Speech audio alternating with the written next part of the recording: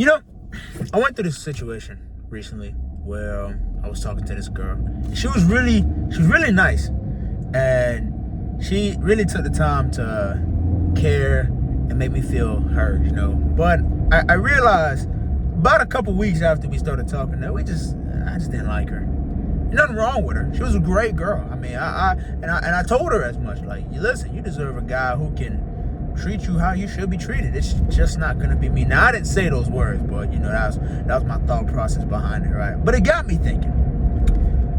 All these horror stories we hear of other people, and we hear of people having a hard time meeting and getting into relationships and keeping people, or how people get with the wrong people. I start to realize that a lot of us don't really look for people that we want to love. Like, we look for people that we feel have a certain aspect that we can probably benefit from. You know what I'm saying?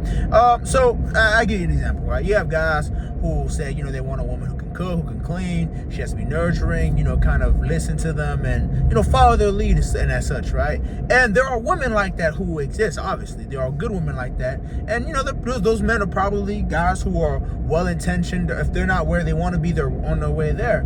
But even with all that said, there's still the aspect of, do you actually like the person that has those qualities, right? Now, you can get a woman who has every single attribute that you are wanting and not like her. And it happens, because sometimes it's not a question of what does she do for me. Sometimes it's a question of, do I actually like this person? And in the situation where I was in, I realized that I didn't like her like that. And it would be unfair of me to keep her attention because I'm benefiting in one way or another, and I know that I don't like her. And I think a lot of us, when we're in our relationships with people, we do that. We get into the relationship with the wrong person, but they have those attributes that we're looking for. And because they have those attributes, you stay. Even though you know you don't like them, you stay. Because in some way, shape, or form, you're benefiting. Whether it's financial, emotional, maybe they're just that really attractive person. You're staying because you feel like this is the best that you can do.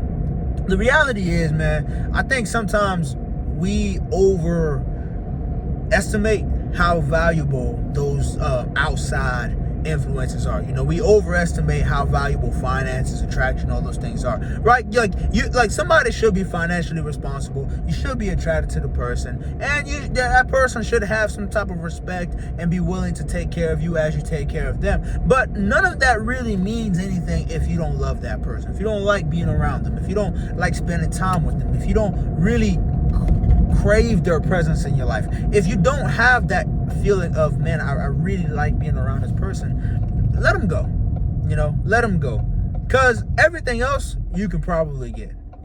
Like, maybe you can't change how somebody's face looks, but you can at least change whether their body's on point. You can change your financial circumstance. It takes time, but you can change that. You can change whether or not someone can cook, they can clean. You can change those specific things, but what you cannot change is the chemistry between you and the other person. And if you keep people around because you're benefiting, essentially you're setting yourself up for disaster.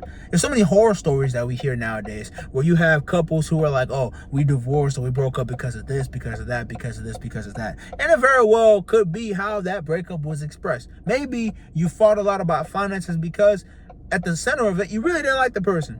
And finances was how you were able to express that frustration. Maybe you just didn't think that they were all that attractive. And, you did something you regretted. I don't know, whatever.